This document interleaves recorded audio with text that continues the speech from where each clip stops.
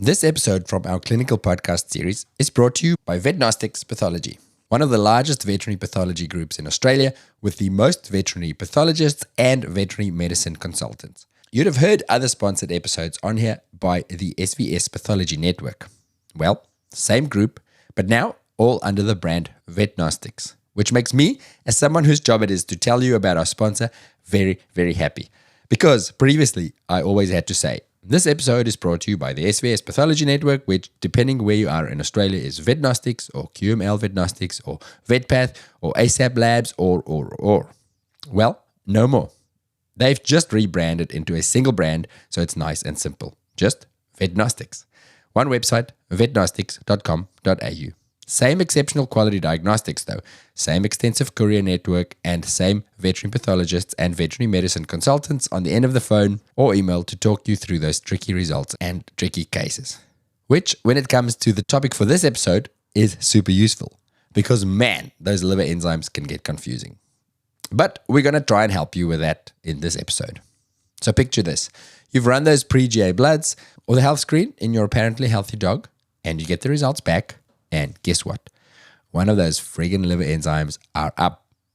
Now or your sick patient's liver enzymes are up a bit, but not that much. What does that mean? And what's next? Never fear. We have the queen of medicine with us to clarify. Professor Jill Maddison has lived and breathed clin path and medicine for her entire career. She's published more articles than many of us have read and given more talks and taught more students than anyone I know. And she's even written a few textbooks about it, including her phenomenal book on clinical reasoning. And you're going to need your clinical reasoning for this one. In this episode, we'll take a fresh look at the liver enzymes. First, in the sick animal to decide whether the liver is the main problem or just an innocent bystander, or actually more like a noisy commentator like, we're sick, I'm fine though, but I'm very upset. Look at me, someone. And then we look at abnormal liver results in the supposedly healthy animal, that spay or that dental. Jill helps us understand what each of the enzymes mean, and she clears up common misconceptions and pitfalls. If you love this episode with Prof. Jill, which you will, we have a bunch of other episodes with her on our race-approved subscriber clinical podcasts, like making sensible antibiotic decisions, interpreting pancreatitis blood tests, and how to work up the jaundiced cat, in addition to our roughly 500 other episodes and counting in small animal medicine, surgery, and emergency and critical care. All of them backed up by our very popular show notes. So just to be clear, the bulk of our clinical episodes are on the subscriber-only podcasts, which you won't find on your podcast player until you subscribe at vvn.supercast.com. And to help motivate you to go check it out, I have to share this lovely, heartwarming email testimonial that we received a while ago about our episodes around, I think it was calcium metabolism. It comes from Sam, and Sam says, "It's the first time I've ever actually understood this shit." Isn't that just beautiful? Go and check it out for free for 2 weeks, or ask your boss to contact us at info@thevetfold.com to organize a discounted practice subscription for the entire team. The link is in the show description right here on your podcast player. Okay, onward with those damn liver enzymes with Professor Jill Maddison.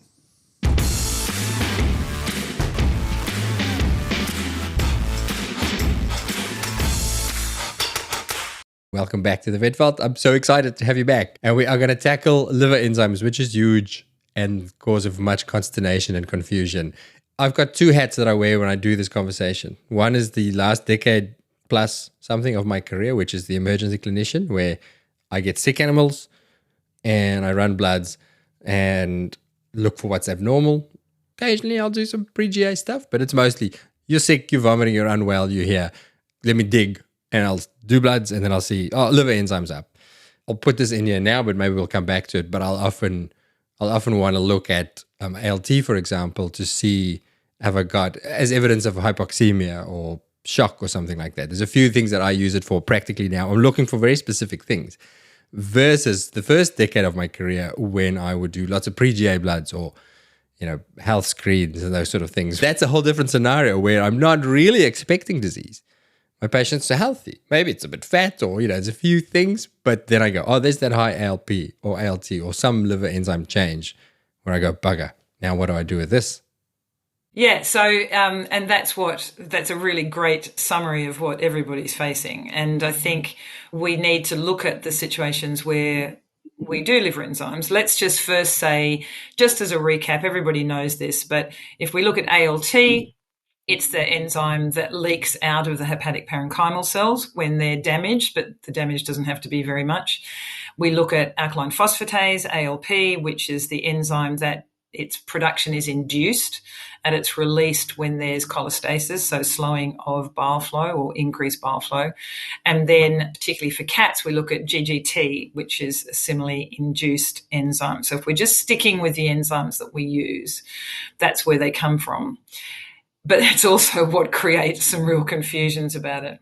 So I think the first thing to say, let's take the sick animal first. If we have an animal that is unwell, and because liver disease can create practically any clinical sign you can think of, it's totally appropriate to be looking at liver parameters when you have a vomiting animal, diarrhea, whatever, unless it's very clear that it's primary GI disease, but that's another lecture. And then we scratch our heads because it can go both ways. So we could say, well, the liver enzymes are all normal. They're all in the reference range. This animal can't have liver disease. But actually that's not true, because you can have some liver disorders where for various reasons they don't result in an increased level of enzymes. Examples would be porticable shunts often don't, minimal and none sometimes. If you've got very extensive infiltrative neoplasia of the liver, or if you've got cirrhosis, the liver's just hardly got any cells to leak out. And the other thing we have to be really careful of is that cats are even worse. So cats can have that half-life of their enzymes is much shorter than it is in dogs. So they can have a similar level of damage to their liver, but will have a lower level of enzyme increase. And with alkaline phosphatase in cats, it's particularly marked because there's an even bigger difference in the half-life. So it's something like 6 hours in the cat and 72 hours in the dog. But also the cat doesn't produce as much ALP. It's not induced as much by cholestasis. So you can have and can have a jaundiced cat because it's got hepatobiliary disease who will have and can have a normal alkaline phosphatase. So you usually have an increased ALT, but they can have a normal alkaline phosphatase, and that just would never happen in a dog pretty much. So you've got that issue that, first of all, you can have serious liver disease and have normal enzymes, and that is absolutely the case, and particularly the case in cats. If you then flip it around and say, okay, I've got an unwell animal and I'm hunting whether the clinical signs this animal is showing is due to liver disease, and I do my liver enzymes and they are increased, they're above the reference range. The problem for ALT and ALP, except in cats, is that just because it's above the reference range doesn't mean that we have significant pathology. So if we take ALT, so ALT is the leakage enzyme. It leaks out of hepatic parenchymal cells, and it definitely will leak, but it doesn't take much of an insult. So you saying, for example, that you check ALT because there's a measure of hypoxia, for example, is quite true. So if the liver is subjected to hypoxia because of cardiac disease or respiratory disease or profound anemia, ALT will go up a bit. But it also, of course, can go up if there's direct damage to the liver parenchyma itself. And so if we're hunting in an unwell animal and we have changes in liver enzymes, if we just take the dog, what I usually say is that if the number is 10 times the reference range, so you've got in a dog, the reference range is usually less than 60 for ALT. If it's 600 or more, then you've got pretty good evidence that you've got some hepatobiliary pathology going on. There are some non-hepatic diseases that might do that. So sometimes in diabetes we see it because of getting hepatic lipidosis. Sometimes we see it in Cushing's disease because they get a sort of steroid hepatopathy. Sometimes we'll see it in pancreatitis because of the secondary effects. But in those scenarios that you just described, the liver is sad. Like, it's not fake high. It is still liver sad, but it's not a primary liver condition. Is that correctly? Well, it's So sad if in that it's leaking, but you don't need to treat it. So it doesn't need any liver supplements or anything like that. You treat the underlying disease and it will be fine. You know, the liver's got a huge reserve. So the liver's going leaky. What I call ALT is a drama queen. So it just leaks out when anything goes wrong, basically. Anything pretty much in the body. we talked about So I would say snowflakes before the podcast. Is the liver a snowflake? It's a bit of a, exactly. Well, one of my analogies, and this might this might offend some people, but I hope not, is that it's the liver is a bit like an organizer for the Australian Workers Union, in that it goes, the gut's a bit inflamed, right? Everybody out. And it goes, I feel sick too. I'm not going to, or the heart's a bit wrong. Yep, everybody up. So that's what I use as an analogy. It kind of is a sympathy organ. So it goes out in sympathy. It doesn't go out function-wise. It just goes out with ALT. It just goes out a bit. So when it's greater than 10 times, you certainly look at it. And it might be, you go, yeah, that's fine. You know, and there'll be question marks. You know, you might have a diabetic that's got an ALT of, 600, 700, 800, and you go, does this mean there is important parenchymal disease there I need to worry about? You say, well, I've got to manage the diabetes and see what happens. Pancreatitis, same deal. You know, pancreatitis, you can get quite a significant increase in ALT, and in the vast majority of cases, the management of the pancreatitis will resolve that liver enzyme problem. But if it persists, then that's telling you you've got an underlying problem. So one of the things to remember is that it's a dynamic system. So if you're thinking you've got a secondary change that's causing the increase in ALT, then you need to monitor the ALT after that primary problem that you're dealing with has been resolved, because there could be something sort of oozing along there. So that's the 10 times above the reference range. You know that there's something going on in that liver, and sometimes it can be outside of the liver, but you need to, once you've resolved the diabetes or the pancreatitis or whatever, you still need to check, because it doesn't rule out there being an underlying liver problem. But usually in those situations, you don't need to do anything specific for the liver. And if there's none of those secondary problems, like diabetes, like Cushing's, like pancreatitis, then when the enzyme is about 10 times the reference range, you're looking at hepatobiliary pathology. It doesn't tell you for sure that it's the liver parenchyma. It still could be the post-hepatic structures, the biliary tract and the gallbladder, but you can focus on that area. So then the next group that I talk about are the ones that are about 5 times. So they're 300 to 600, something like that. And they're probably the most head scratching, because they could be either. They could be, and particularly in a cat, that could be primary hepatobiliary disease, but it could also be secondary to all those diseases we said. And in the cat, for example, hypothyroidism. And that's where you just can't, with that sort of level, you can't diagnose liver disease just based on those enzymes, and you can't rule it out. So you need something else. So they're the animals that, unless they're jaundiced, you would do bile acids on, for example. And it's really important. You know, there are a lot of animals that have significant liver disease and they're not jaundiced. It really depends on how the pathology lies within the liver and whether it affects the biliary ductules, whether or not they'll be jaundiced. So that sort of 5 to 10 times, they're really quite head scratching. And then you've got the ones you've just mentioned. So you've got the ones that are less than 5 times. So they're 2 to 3 times the reference range. And they're head scratching as well, because it could be liver disease, particularly in a cat. It could be one of the, if you like, semi-silent liver pathologies. But they're often not. So it's often not. So it's often the secondary things like hypoxia, like inflammatory mediators floating around, like old age, just a bit of fatty liver.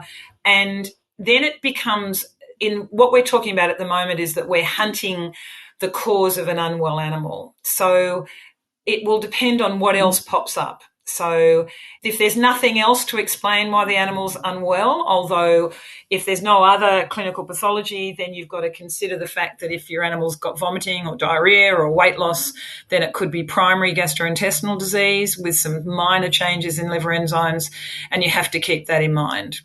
And if you were still hunting liver disease, this is again where you would do bile acids, which I'll talk about separately. So that's your ALT, and that's where I guess the take-home message is that in the dog you can have quite a range. In the cat, you take more note of minor changes, and you've got to remember diseases like hypothyroidism in the cat, which will increase ALT. If you look at ALP, so alkaline phosphatase, it has a different genesis. It is produced by induction, and which is stimulated by cholestasis. As everybody knows, it poses a challenge because it has isoenzymes. So it has enzymes of ALP which derive from other places other than being increased by cholestasis. And so you can have bone enzyme, which can be in young animals, so they'll have a reference range up to 3 times the adult reference range in the first 6 months of life. We've got osteomyelitis or osteosarcoma, we can have an increase in ALP. And interestingly, in cats who frequently, it's the only non-hepatobiliary disease that will cause an increase in ALP in cats is hypothyroidism. And what's been discussed recently is that in fact is bone isoenzyme. It's about bone turnover rather than relating to the liver. You can have breed-related increases in ALP. So in Siberian Huskies, for example, they can have really big increases in ALP, which means nothing. Alaska Malamute, who have a increase in ALP that is just familial and means nothing, like it's literally means nothing. And it can be quite high, around 1,000 when they're 6 months old, but still around 700 when they're a year old. Scotty Terriers can have a similar situation as well. We know that in dogs, steroids will induce ALP, but not in cats. And phenobarb, am I right? Does phenobarb also induce it? Phenobarb will do it as well in dogs, but not in cats. Cats, interestingly, hemolysis can sometimes increase ALP. Don't really know why. And it's interesting, the bone ALP or the bone isoenzyme is both in cats and dogs. And we just recently did a study looking at liver enzyme changes in cats with different sorts of liver diseases. And the ALP was often not increased.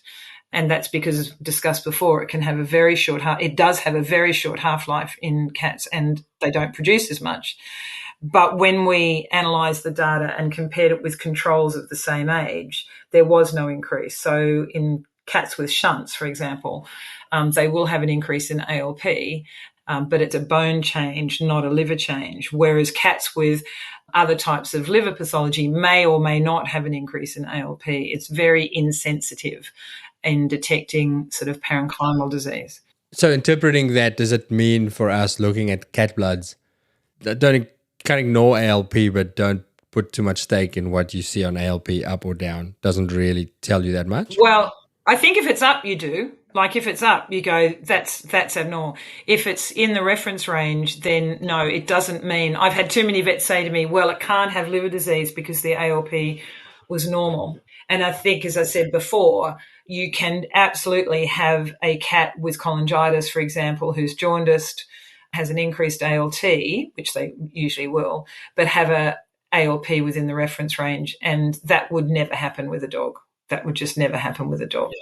Because in the dog, the ALP is a more sensitive marker than of cholestasis, then it will go up before bilirubin goes up significantly. So they're very different that way. And so in cats, what we do, the enzyme that helps in cats is that gamma GT is more sensitive to cholestasis in cats than it is in dogs.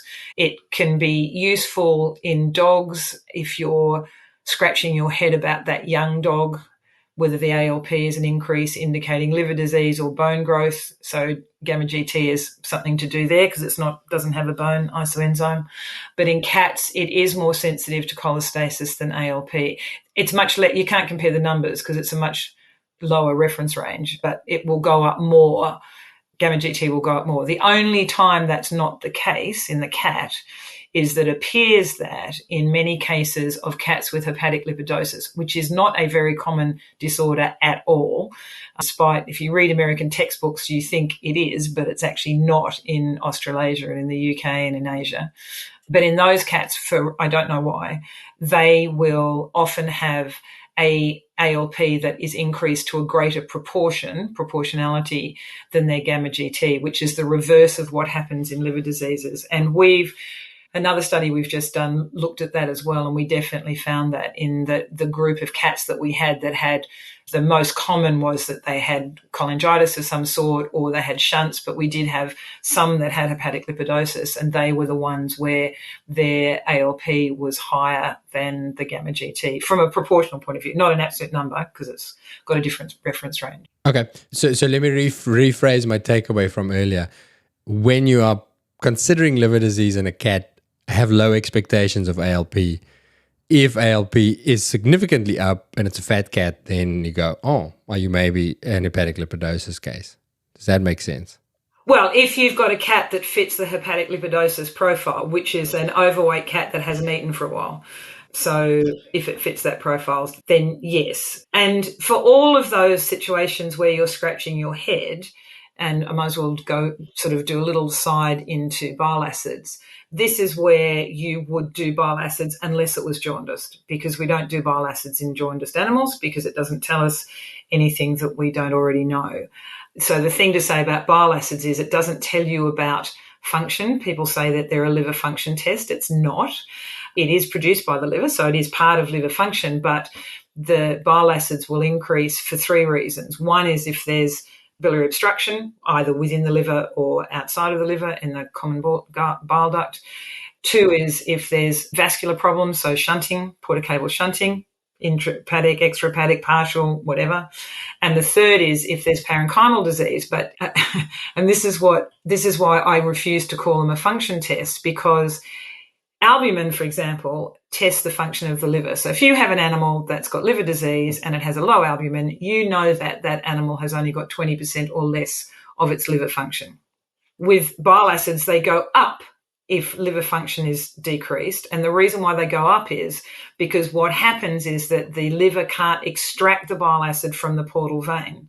So bile acids per se don't quantify the dysfunction of the liver that's present, but they're really useful for when you're scratching your head saying, are these enzymes, do they mean something? But I'll then say, but you've got to be careful with bile acids as well, because again, another study that we've done fairly recently showed that you still can have a proportion of both cats and dogs that have absolutely card-carrying liver disease and will have normal bile acids within the reference range. In dogs, you can have a bile acid level above the reference range, and so usually people don't really take that much notice of it until it gets to be about 40 to 60, the reference range being 0 to 25 or 5 to 25 or something like that.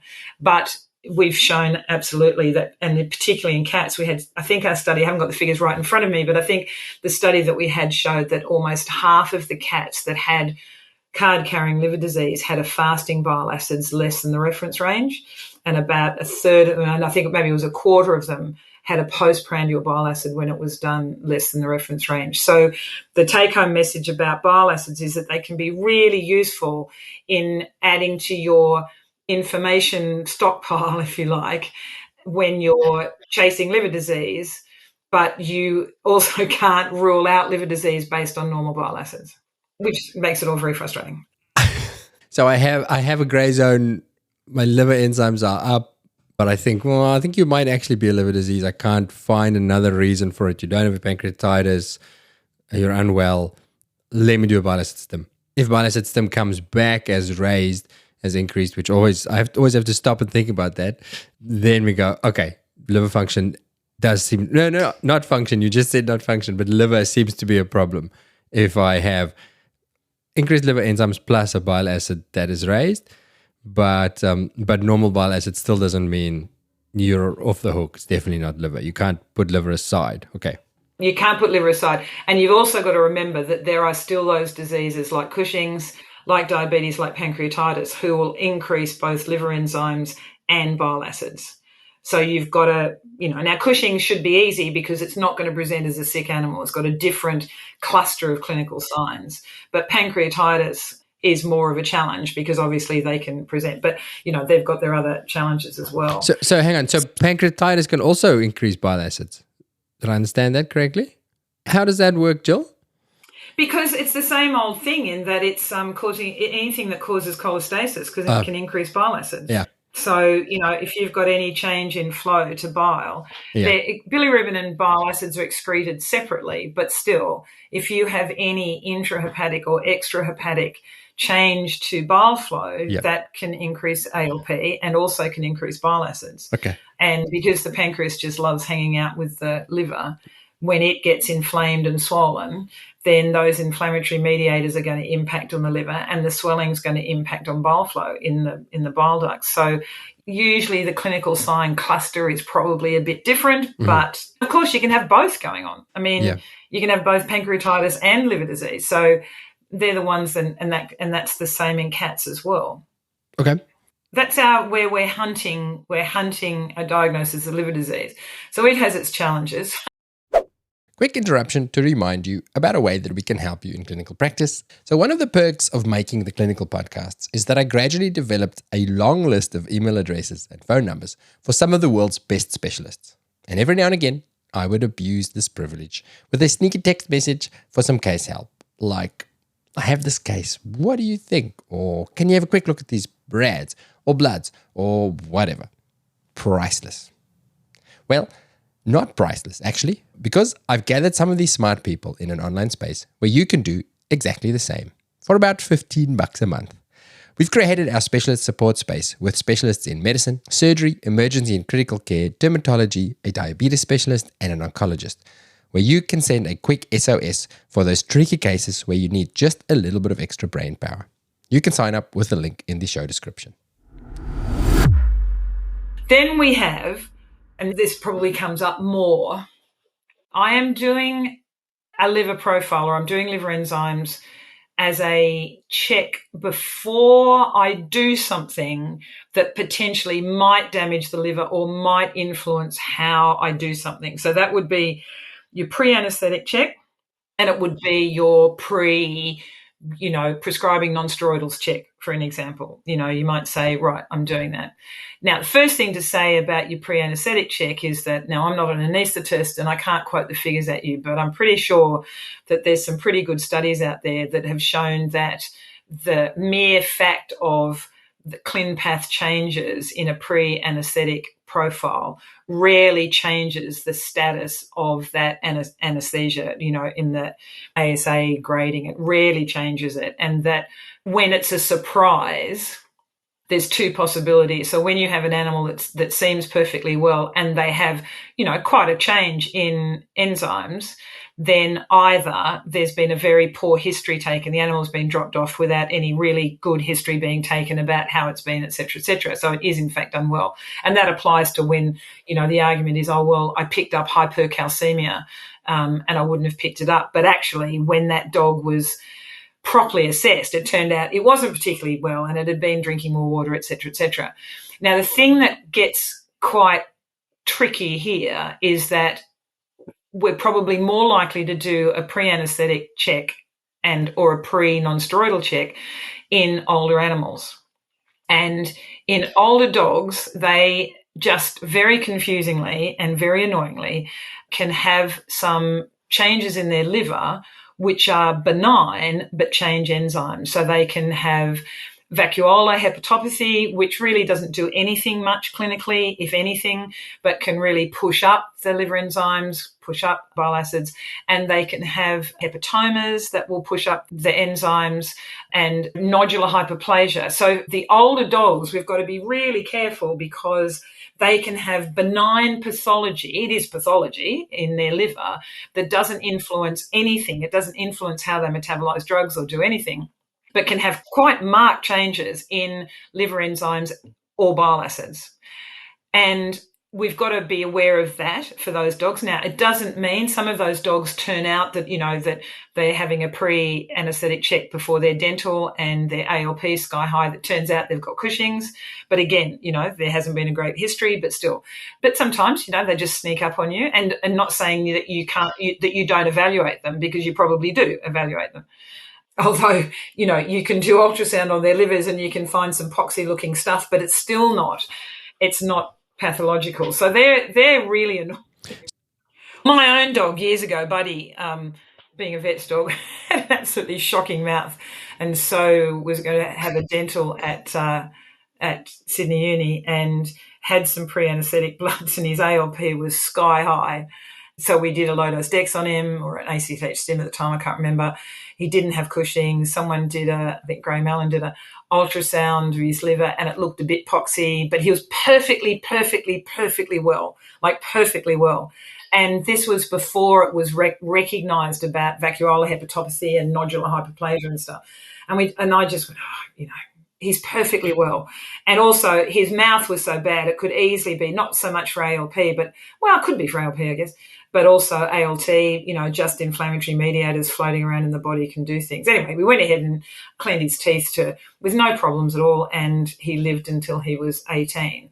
And of course, with the anaesthesia that we use these days, that was in the very old days where you used pentothal, but you wouldn't be doing that now, where you would worry if you had.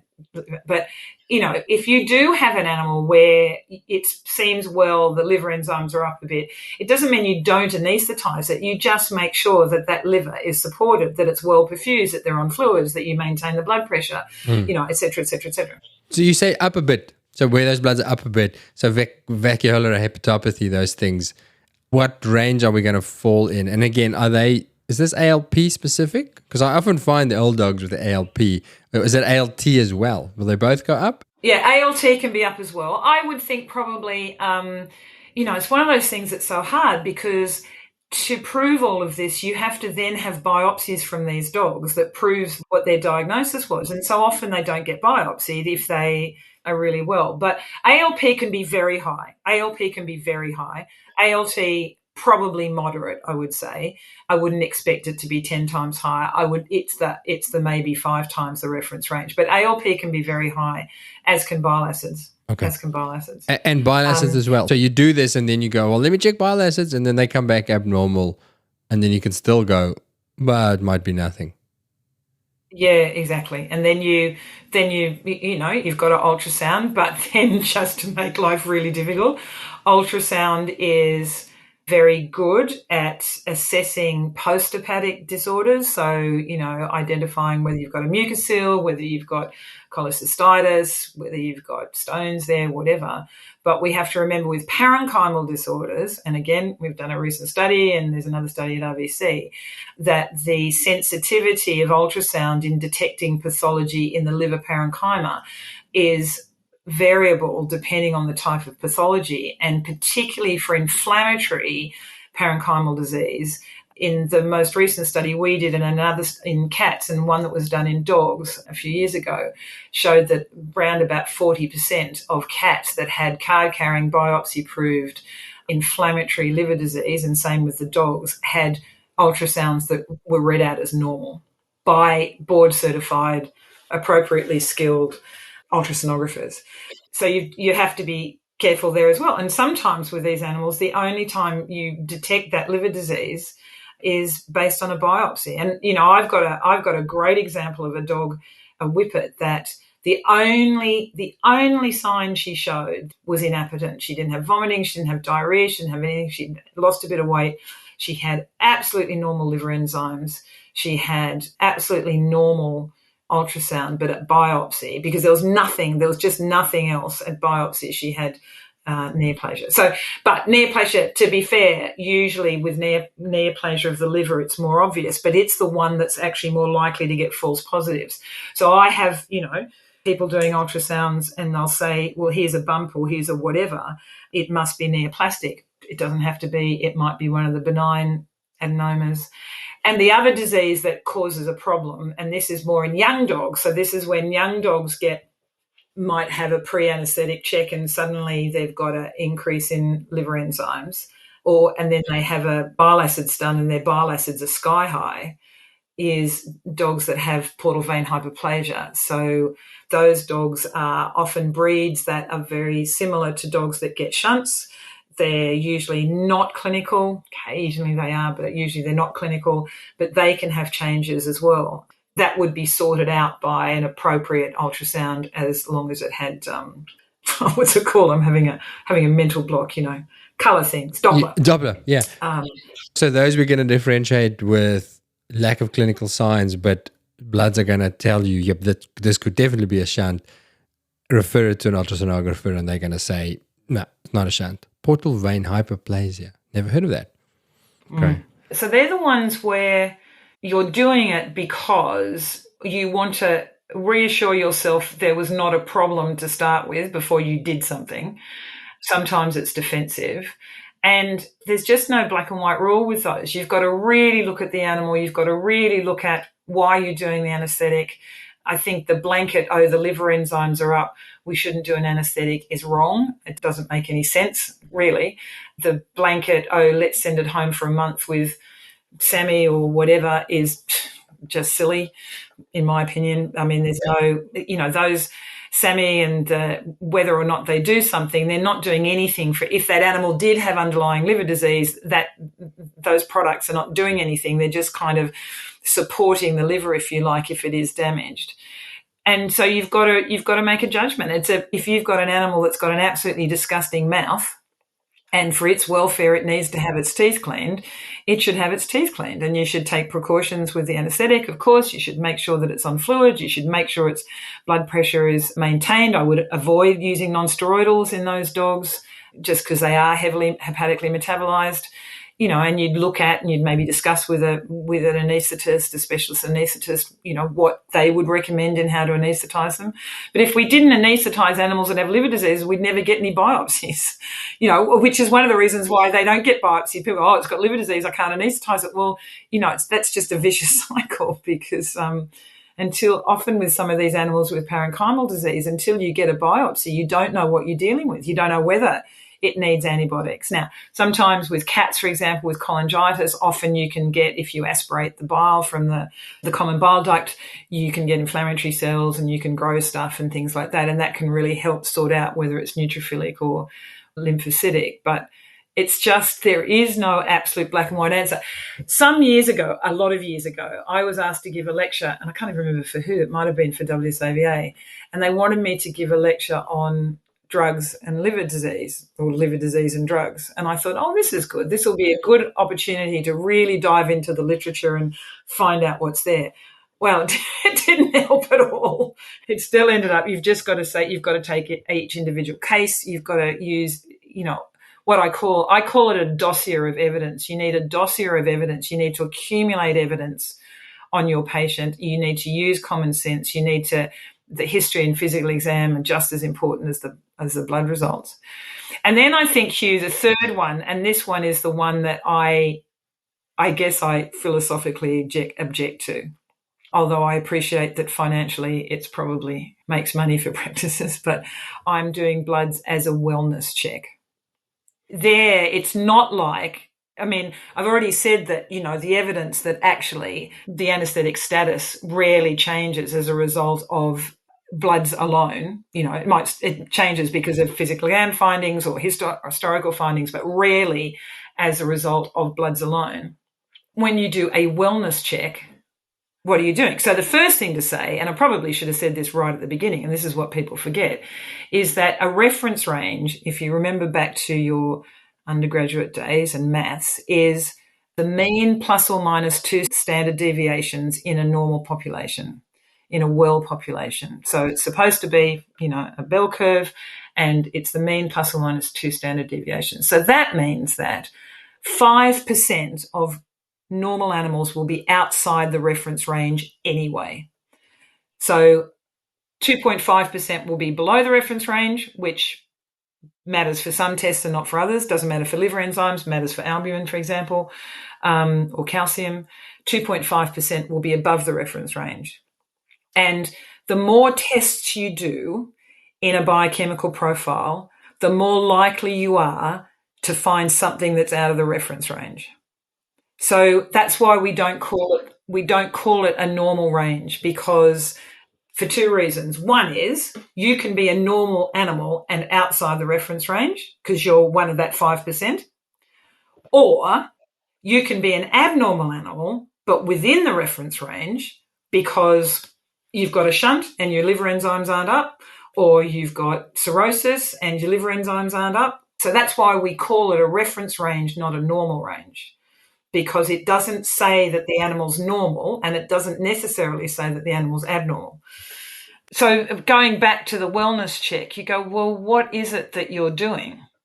Now, always the argument is that the bloods may pick up something that's just grumbling along that hasn't been detected in this perfectly well animal, like perfectly well animal. And that's probably true in a tiny proportion of cases. And liver disease can do it, because one of the things I should have said about the sort of 2 to 3 times the reference range, one of the things that you may say is, look, I really don't think this is a problem in this animal, but you always should follow it up. Unless you've got a reason for it, you always should follow it up, because there is the occasional dog, and maybe cat, where something's grumbling away. We've got to admit, they can't say to us, do you know what, I just feel a bit weird around my upper abdomen, or they're a Labrador, which means nothing's going to put them off their food until they're really sick. They've got a real drive for food. Yeah. So there's no doubt. But I'll use another example of another dog of mine, which was a Border Terrier, Oscar. So he was 10, and he had an acute onset of vomiting and abdominal pain. And so I just pattern recognized, thought, he's got pancreatitis. And he turned out to it was absolutely riddled with hemangiosarcoma.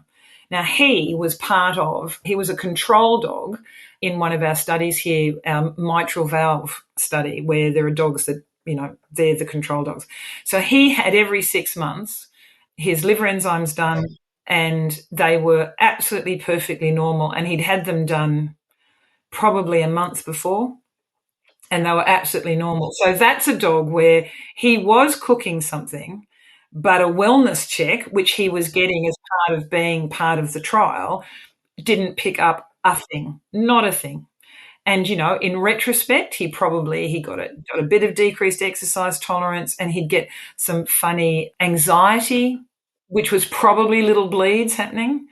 And he probably, if he could have, would have said to us, my tummy feels funny, but he couldn't.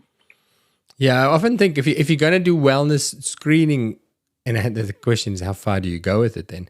Because I was going to say a scan, an annual ultrasound or a 6-monthly ultrasound in an older animal would probably be, well, at least add something to go, so let's go look for those sort of things. But again, how far do you take it? Do you go for your annual CT, whole body CT, or? And also it increases, and it's been shown in human medicine, it increases what's called chasing the clinically inconsequential. There's one paper where they talk about an old lady. I can't even remember why she had a scan, but it was sort of a general checkup, and they discovered a nodule, and then they chased it and chased it and chased it. Now, I'm not saying you shouldn't chase it, but they kept on chasing it, and it turned out to be nothing. But, the reality is, and I think this is the problem, if when you did a wellness screen or even a pre-GA screen and you found increased enzymes, ALT and ALP, and then you had one more test you could do which would say yes or no, worry about it, you'd go, okay, fair enough, I'll do this.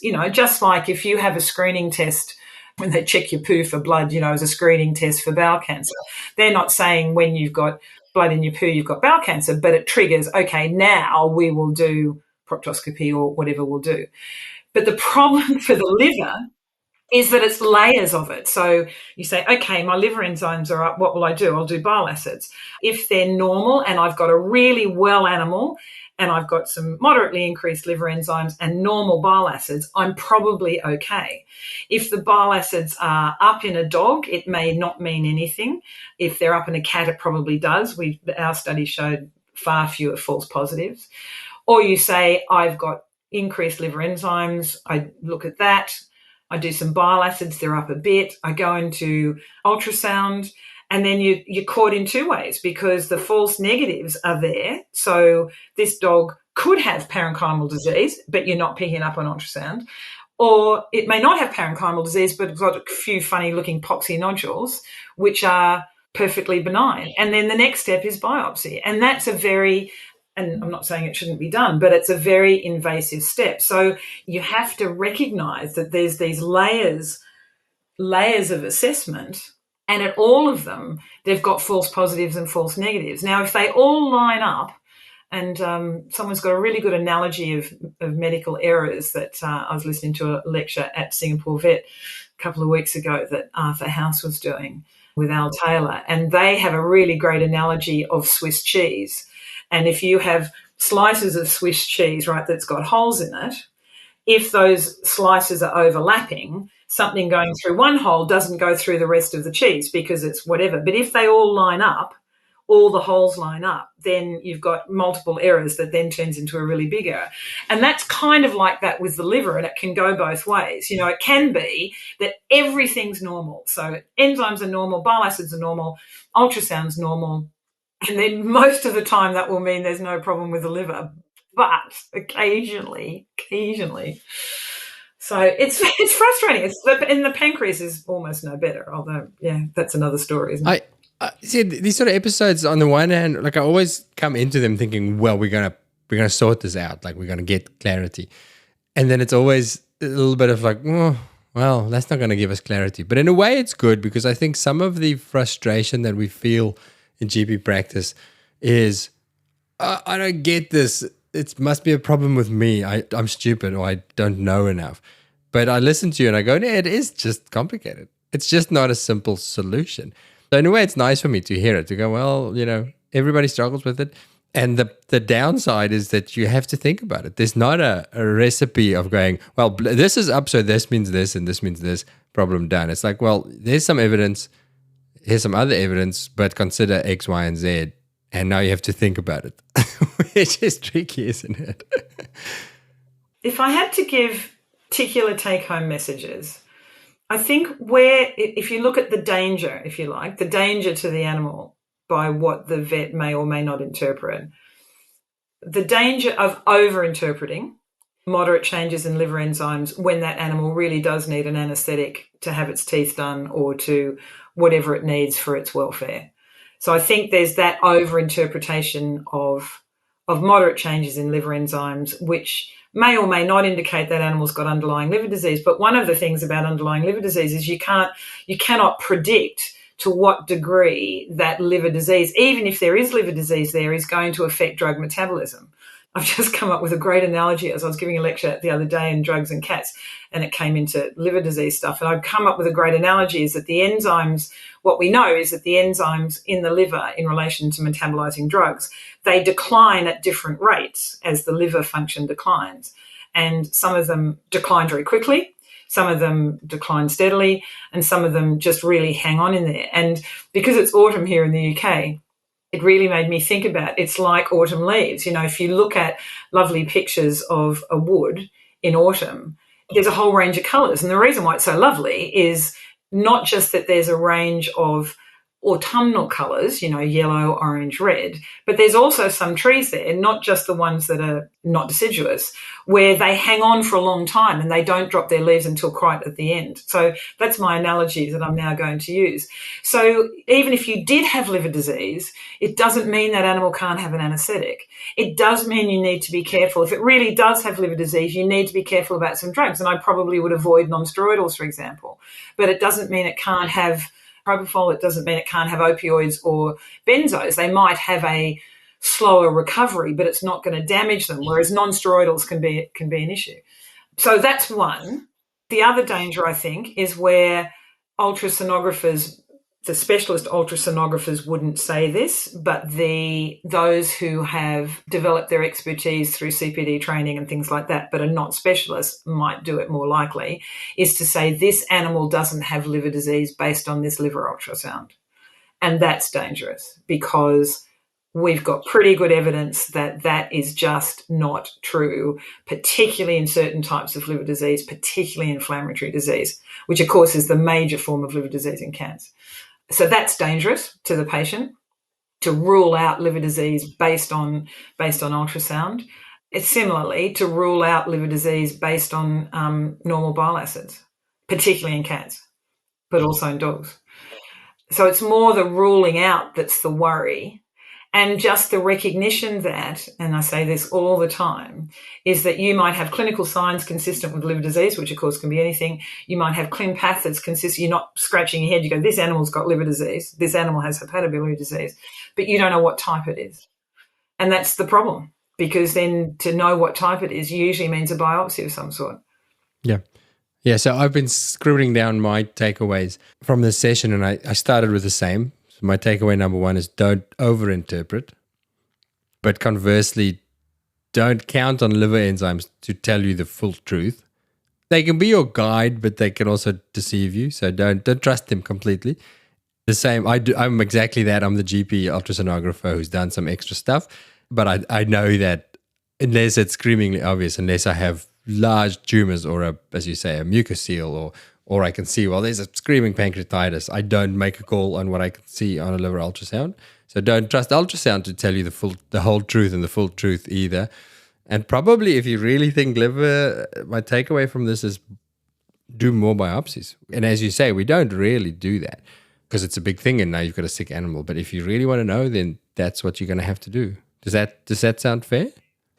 Yeah, I think that sounds fair. And I think also just going back to what you call as an ultrasonographer, in the study that we just did on cats, what we did was we noted down what the ultrasonographer, if they had made a call, if they'd said it could be A, B, or C, most of the time they would give the range of what the pathologies could be, and 40% of the time they were wrong.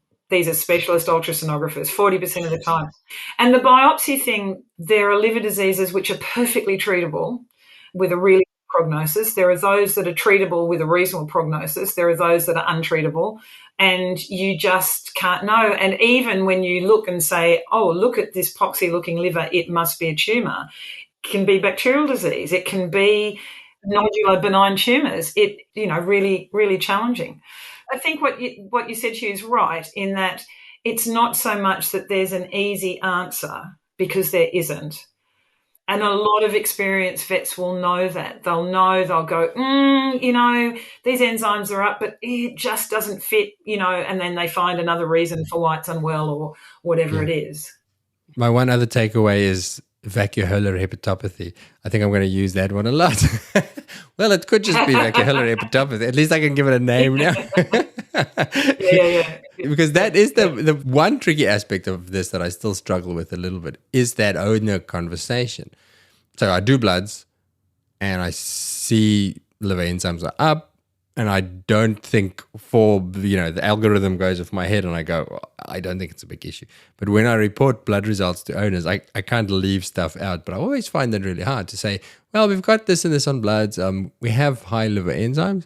And then to try and summarize it without just saying, but I'm not that worried about it, is to say, well, it could be a range of things. I don't know. How do you discuss that with an owner when you think it's not really a big deal? I personally think that one of the things you say is that we should monitor it. That, we've got a moderate increase in liver enzymes. We've got other explanations for why Fluffy's unwell. This has been a bit unexpected. We'll still go ahead with the anaesthetic to do the teeth or whatever, and we should monitor it. So let's check them again, not the next day, although they can. So ALT in particular can come down really quickly. And I've got a great case of a dog that, for example, had episodes of vomiting, had previous pancreatitis, had its bloods, its ALT and ALP were probably about a bit under 10 times reference range. Its SNAP was positive. It turned out to have an intestinal foreign body, a corn cob, but basically the bloods I've got that were taken the next day after he was rehydrated showed a really dramatic decrease in ALT, going back to your comment that you see in emergency practice of the impact of dehydration or hypoxia or whatever on enzymes. But I think when you've got moderately increased enzymes, that you have made a clinical judgment, that you think it's not part of the clinical picture or it's not going to stop you doing what you were going to do, I think you say to the owner, we need to keep an eye on it. It may or may not be a problem. And so we need to monitor it and check them again in a month. And then if there is something underlying there, they'll usually be going up. So I think that's the conversation you have. Okay, that makes so much sense. Can I give you one more case example? Please do. That recently was in it. So This was a dog. This was a Lakeland Terrier, I think, and elderly, about 13. She had had episodes of kind of bit of vomiting, bit of diarrhea, bit of bloating, et cetera, and she'd had bloods done and they were all absolutely normal, and she had an ultrasound done. And the ultrasonographer, who wasn't a specialist, said, there's some stuff I can see in the gallbladder and I think there's something going on there, and there's a bit of sludge and there's a bit of this, that and the other. And so they put this dog on Demarin and various things. And anyway, this went on for probably 9 months. And she had bloods done probably 3 times in that time, and they were absolutely normal. And then I was asked to look at the case, and she still had a diagnosis of cholangitis or something. And I said, while I absolutely appreciate that liver enzymes can be normal in liver disease, there is no way that this dog has biliary disease and has had perfectly normal enzymes. No changes in albumin. It wasn't like she was getting liver failure or anything like that. They weren't going up, they weren't going down. And I said, there is no way that this dog. So what had happened there was, it's what's called a framing bias and also a anchoring bias, where the bits that didn't fit the diagnosis that had been made were just ignored. And she turned out to have, even though the owner had her on a hypoallergenic diet, it turned out that she was also giving her goat's milk and some other stuff as well. And she turned out to have chronic diet-related enteropathy. And that is the flip, where you just cannot look at any of the tests in isolation, be it ultrasound, be it bloods, be it whatever. You have to put it all together. Which bit was the framing bias? They took the changes that they'd seen in the biliary tract, the gallbladder, and I can't quite remember what it was, but it was all a bit vague and there's sludge there, and they had made a diagnosis based on what their ultrasound interpretation of biliary disease of some sort. And yet everything else didn't fit. Nothing fitted. I mean, of course, in biliary disease, they can have intermittent vomiting, intermittent diarrhea. So that wasn't the bit that didn't fit. The bloating didn't fit. She bloated up. But the fact that she had absolutely unremarkable bloods on several occasions. And while we've said, yes, you can have liver disease and have normal bloods, it is really unusual, and it's very unusual, and it would not happen in biliary disease. You know, you have your normal bloods, your normal enzymes in parenchymal disease when that liver is not, the cells aren't have just been wiped out, or the tumour, like in poor old Oscar, had just oozed between the cells but hadn't damaged them, or you've got a shunt where you've just bypassing the liver, or you've got cirrhosis where you've basically wiped it out. And in those cirrhosis and the sort of really advanced neoplasia, other than hemangiosarc, you'll have other changes. You'll start to get hypoalbuminemia, blah, blah, blah, same with the shunt. So an anchoring bias is where you hang on to a diagnosis that you won't let go of, despite evidence to the contrary. Framing bias is where you ignore the bits of the animal that don't fit your diagnosis. And then confirmation bias, which is, they all blend, but confirmation bias is where you actively seek information to confirm your assumption and ignore any information that doesn't confirm. You can use social media, social issues to as an example for very easily. And so that's an example where that animal does not have liver disease. So she was referred, she had everything done, but she did not have biliary tract disease. And so biliary disease is a whole lot easier in lots of ways than parenchymal disease. It's parenchymal disease that really poses the challenge. So biliary disease easier because you're very likely going to have changes in bloods and bile acids, and it's going to be more in your face. Yeah. Jill, that was magic. Thank you so much.